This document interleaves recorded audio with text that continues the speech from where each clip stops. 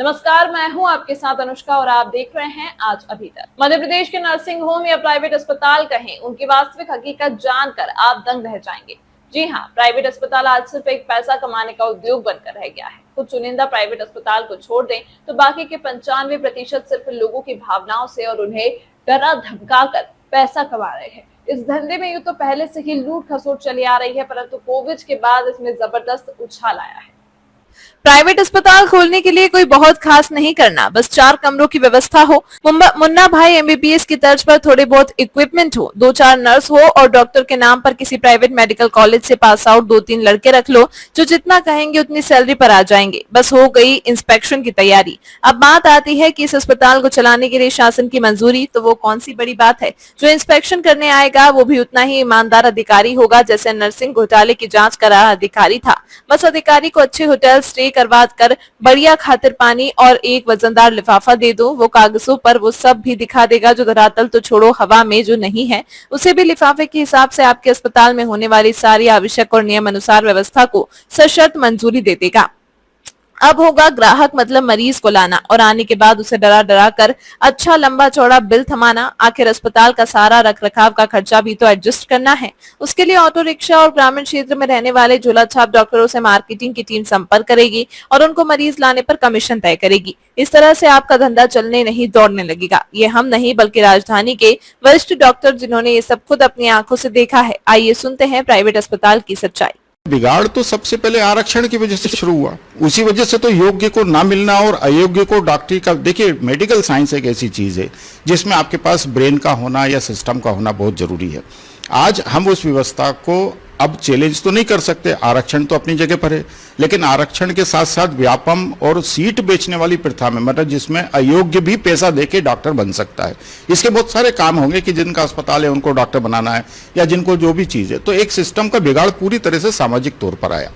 अब दूसरा बिगाड़ क्या हुआ कि जिस तरह से अमेरिका में आज मेडिकल सिस्टम कोलैप्स है पूरी तरह से, क्योंकि नेशनल इंश्योरेंस उनके यहाँ पर लागू है। नेशनल इंश्योरेंस में डॉक्टरों की मिलीभगत और इंश्योरेंस कंपनी की मिलीभगत से वो क्या करते हैं कि प्रोसीजर को, कॉस्ट को, इन्वेस्टिगेशन को 2500 गुना कर लेते हैं, क्योंकि इनको तो इंश्योरेंस से पैसा मिल जाना। ये सब आपस में खेल चलता है, बड़े बड़े नेता उनके। देखिए कारपोरेट अस्पतालों के अगर हम नाम लें तो हम मणिपाल से शुरू करेंगे, हम अपोलो रेड्डी साहब के पास चलेंगे, हम वेदांता त्रियान साहब के पास चलेंगे। रविंद्र जी, मैंने तीनों जगहों को देखा हुआ है, त्रियान के साथ तो मैं काम कर चुका हूँ। ये कमर्शियल सेक्टर आज नहीं आया, ये कमर्शियल सेक्टर बहुत समय से आया। जब ये दिल्ली, बंबई और साउथ में आया तो बाकी जगहों के लोगों को भी लगा कि हम भी कर सकते हैं। आज धन्ना सेठों के पास पैसा है, वो बड़े बड़े सेंटर खड़े कर सकते हैं, उन्होंने सेंटर खड़े कर दिए। वही सेंटरों के ऊपर अब एक सिस्टम कायम हो गया कि आपको 1.5 लाख रुपए की तनख्वाह दी जा रही है। आप योग्य है कि अयोग्य है उससे हमें मतलब नहीं, क्योंकि आपके पास डिग्री। अब आपको ये टारगेट दिया है कि आप रोज सुबह से राउंड लगाइए और इन मरीजों में आप रोज इतनी तो जांचें लिख दीजिए, इतनी दवाइयां लिख दीजिए। मैं तो एक बहुत बड़े मेडिकल कॉलेज का, जिसको कोविड का अकेला सेंटर बोला गया था, उसमें एक फॉरेंसिक वाला डॉक्टर पूरे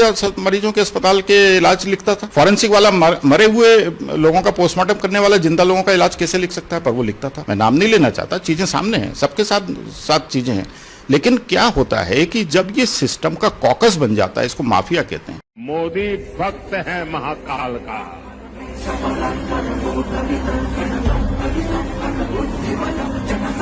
मोदी झुकता है तो या तो जनता जनार्दन के सामने या महाकाल के सामने।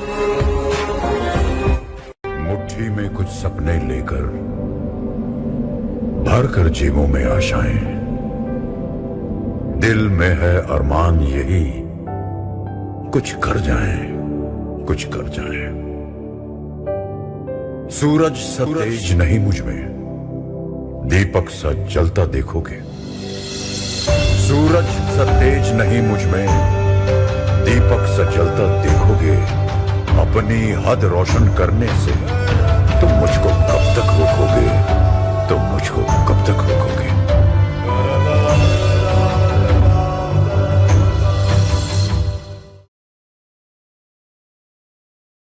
तमाम महत्वपूर्ण खबरों के लिए देखते रहिए आज अभी तक।